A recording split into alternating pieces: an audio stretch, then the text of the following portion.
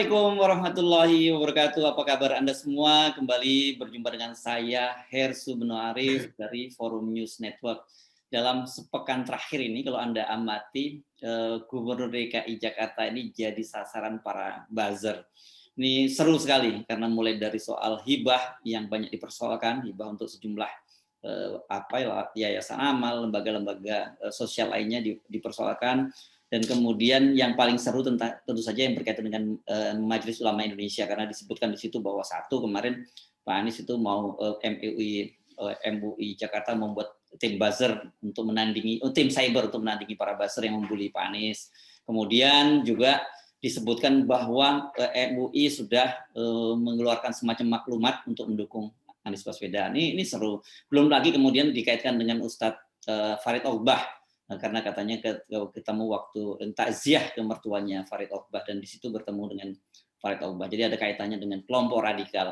Ini cap yang lama. Saya akan mengajak Anda untuk ngobrol dengan salah seorang sahabat lah, saya nyebutnya begitu, dari Anies Baswedan, Gubernur Anies Baswedan, Bung Ges Khalifah. Assalamualaikum, Bung Ges. Waalaikumsalam warahmatullahi wabarakatuh. Ya, ini seru nih. Sampai saya baca di Tempo gitu ya, di Tempo ini Tempo online. Katanya sudah beredar tuh maklumat dari MUI DKI Jakarta untuk mendukung Anies Baswedan. Benarkah itu? Wah, kalau sudah begini kan udah seru ini. Saya nggak terlalu mendalami berita itu ya. Terus bahkan yang saya baca itu reaksi dari anggota DPR dari PDIP malah keberatannya dia terhadap apa yang ingin dilakukan terhadap oleh MUI dalam rangka membuat tim untuk menangkal isu-isu atau hoax terhadap MUI maupun terhadap Anies Baswedan. Tapi berita itu seperti apa, ininya saya tidak begitu mendalami. Yang saya dalami adalah, dan saya tahu tentang keterkaitan antara ada trending topik Anies di pusaran terorisme gitu. Itu saya paham betul betapa fitnah itu luar biasa. Kalau itu bisa langsung saya jawab gitu. Jadi keterkaitan Anies dengan Farid Ogbah, mertua dari Farid Ogbah namanya Ibu Petum Bawazir, meninggal dunia pada bulan November kemarin, tanggal berapa saya lupa itu. Lalu ibunya yang kenal sekali dengan Ibu Petum itu melayat. Nah, pada saat melayat itu, pada saat takziah ditemani oleh Anies. Bertemulah Anies dengan orang-orang yang ada di sana, termasuk Farid Ogbah. Jadi nggak ada urusannya dalam konteks teroris dan segala macam, nggak ada urusannya. Yang ada adalah Anies menemani ibunya bertakziah kepada Ibu Petum yang kebetulan mertuanya dari Farid Ogbah itu. Gitu. Nah, Ninoy Karundeng menulis tentang itu dengan fotonya yang dia buat sedemikian rupa. Biasalah kelakuan buzzer pecundang itu kan selalu seperti itu kan, membuat hal-hal yang tidak ada menjadi ada, lalu mengendorse demikian rupa dan menjadi ramai di sosial media. Tapi fakta yang sebenarnya adalah itu tadi. Ya, tapi ini sebenarnya kan senjata lama yang digunakan, dan orang sebenarnya juga sudah hafal soal stigma radikalisme dan sebagainya. Dan dulu juga Anies itu kan di stigma bahwa dia menang di Pilkada DKI itu karena membangkitkan politik aliran, dalam hal ini adalah Islam gitu ya. Dan padahal kan kita tahu soal radikalisme ini ketika diterapkan di KPK sudah mentah, tapi kenapa hal-hal semacam ini masih diulang-ulang terus gitu ya? Ya, itu selalu karena tidak punya cara lain ya. Misalkan kemarin contoh, saya berdiskusi dengan Immanuel Ebenezer ya. Dia mengkampanyekan Ganjar sambil mengangkat berita-berita negatif tentang Anies. Saya berbicara tentang Anies hanya prestasi-prestasi Anies tanpa berbicara hal yang negatif sekalipun tentang Ganjar gitu. Ini dua hal yang sama-sama, kita sama-sama mendukung salah satu orang, tetapi dengan cara yang sangat berbeda. Dia membutuhkan untuk menjelek-jelekan lawan. Saya tidak butuh itu, karena menceritakan tentang Anies, prestasinya saja tidak cukup waktunya. Jadi kita tidak punya waktu lagi untuk berbicara yang negatif tentang orang lain. Itu satu hal. Sisi lain tentang Anies dikaitkan radikalisme. Berkali-kali kita tanyakan, pernahkah ada kebijakan selama Anies menjadi gubernur yang diskriminatif ataupun yang intoleran. Yang terjadi malah pemuka agama Hindu itu mengucapkan dengan lantang dari 10 gubernur yang dialami, baru kali inilah yang care kepada mereka, yaitu Anies Baswedan. Itu videonya tersebar di mana-mana. Yang kedua, pemuka agama Hindu Tamil.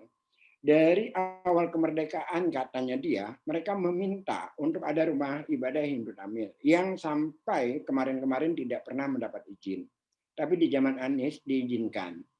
Yang ketiga, ini yang menarik buat saya, Christmas Carol selama ini tidak pernah ada, dan siapa yang berani buat juga di Jakarta. Tapi di masa Anies ini akan menjadi tahun ketiga. Setiap menjelang Natal, kita bergembira bersama, di mana-mana ada paduan suara Christmas Carol. Itu menarik sekali.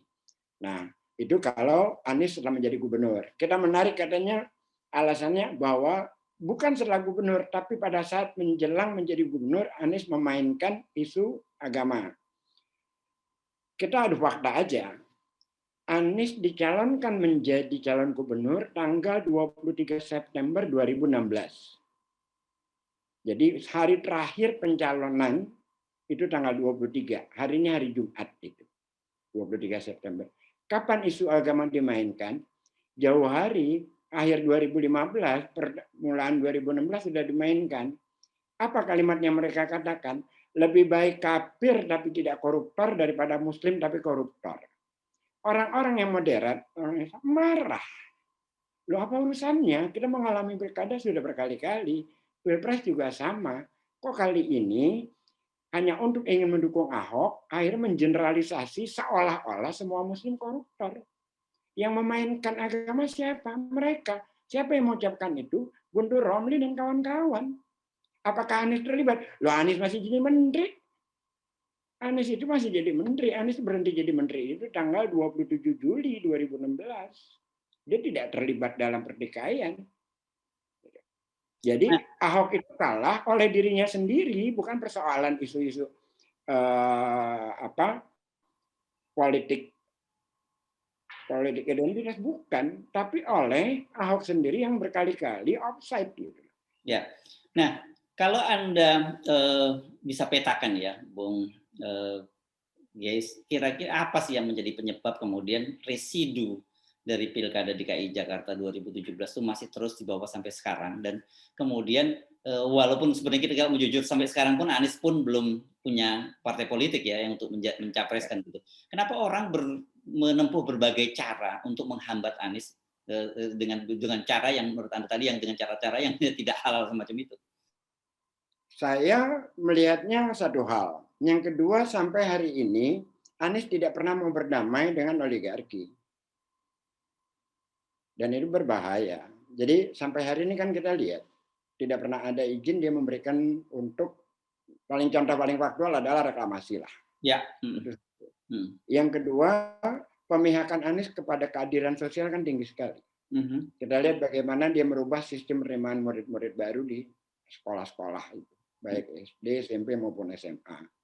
Lantas pemihakannya dia kepada masyarakat banyak. Bagaimana dia memotong jalur bahan-bahan pokok, dia langsung beli ke produk langsung ke sentral produksinya. Artinya apa? Mata rantai yang di tengah itu kan dihapus semua. Gitu.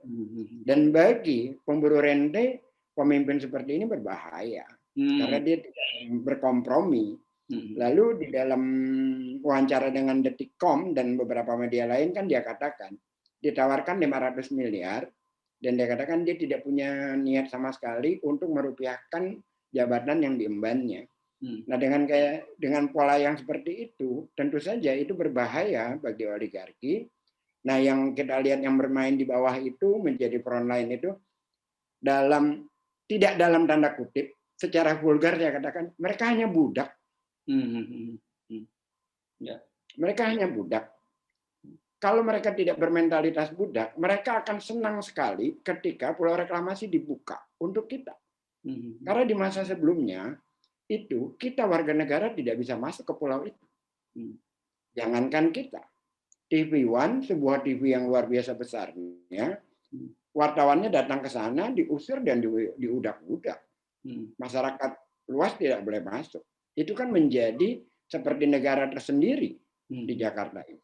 Tetapi oleh Anies, begitu dia menang, pulau itu dibebaskan, semuanya bisa masuk, semuanya bisa datang, semua bisa lihat.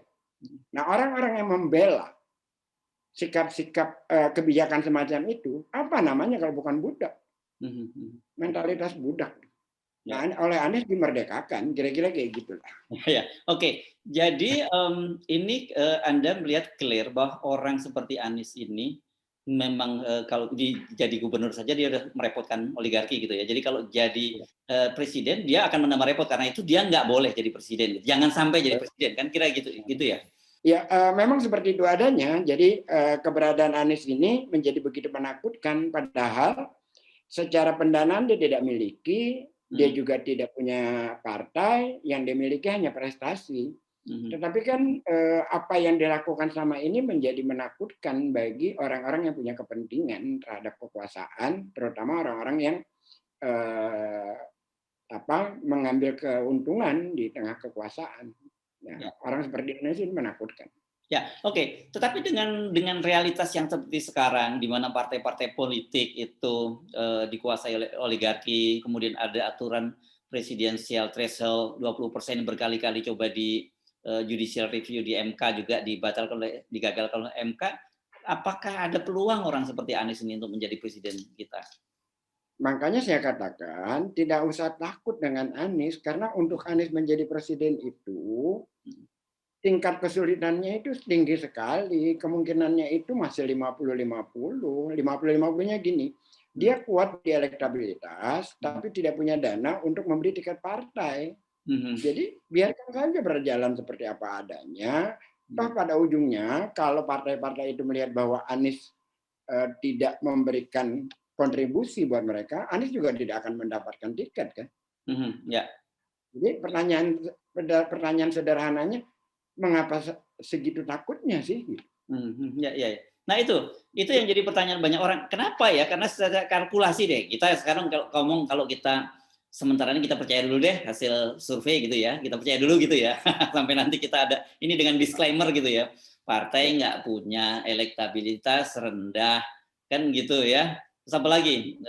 Jabatan sebentar lagi nggak punya, tahun 2022 dia akan meletakkan jabatan karena dipaksa semua untuk pemilu serentak pada tahun 2024. Jadi apa dong yang membuat orang setiap kali baru Anies bergerak sedikit saja kemudian langsung dibully habis-habisan gitu, bahkan sampai di black campaign kan dalam kasus berbagai bantuan lembaga-lembaga sosial itu ya.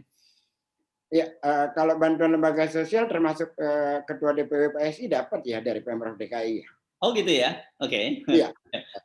Jadi dapat 2, sekian miliar itu ya buat kegiatannya. Bukan untuk PSI tapi untuk kegiatan yayasannya dia, apalah namanya. Gitu. Iya.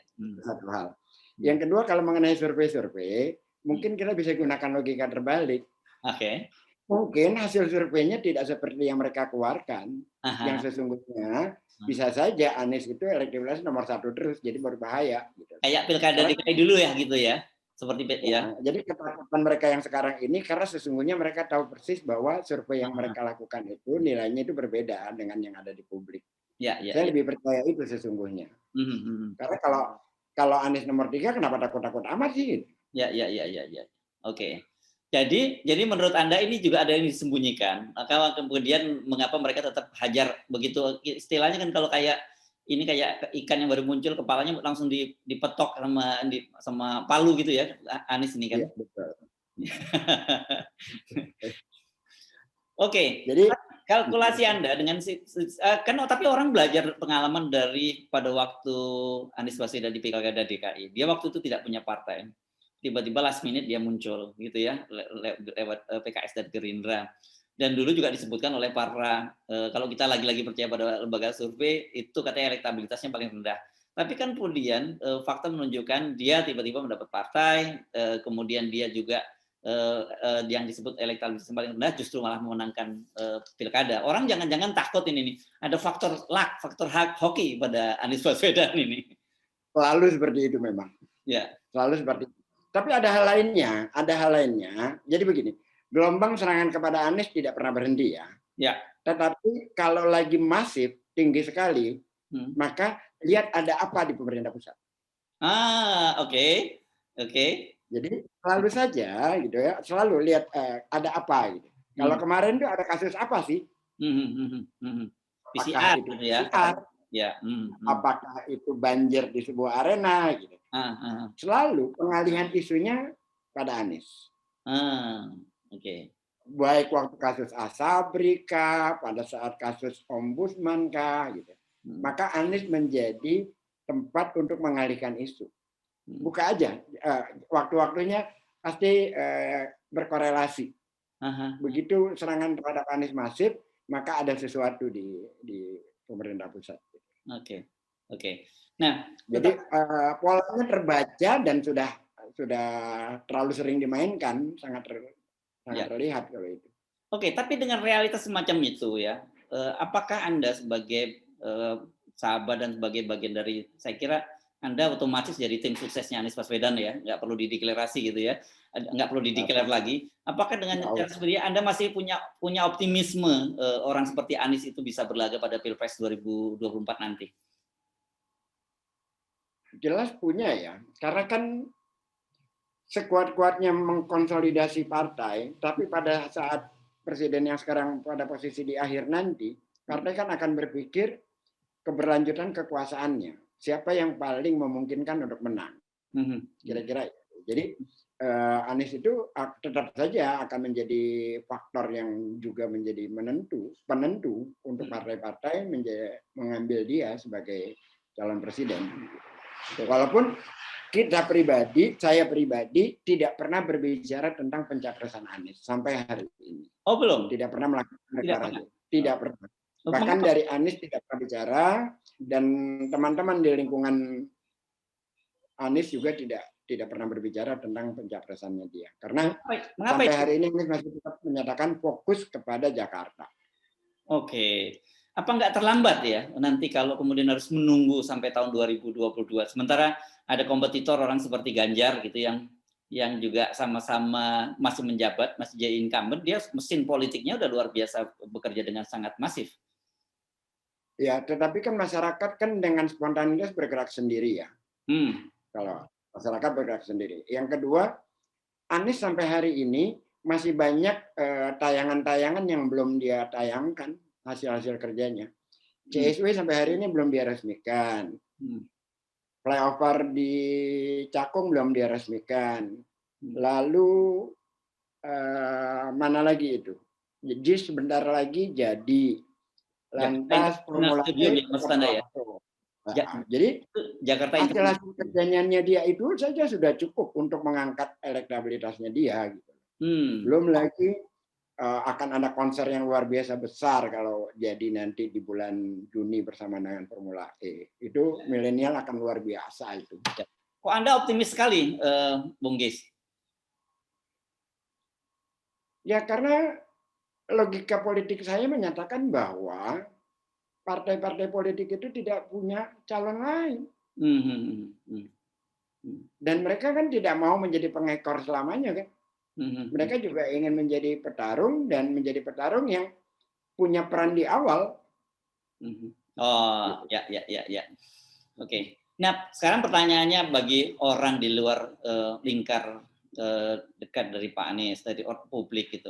Apa sih yang membuat Anda yakin bahwa publik itu harus memilih Anies gitu? Apa yang membedakan Anies dengan calon-calon yang lain?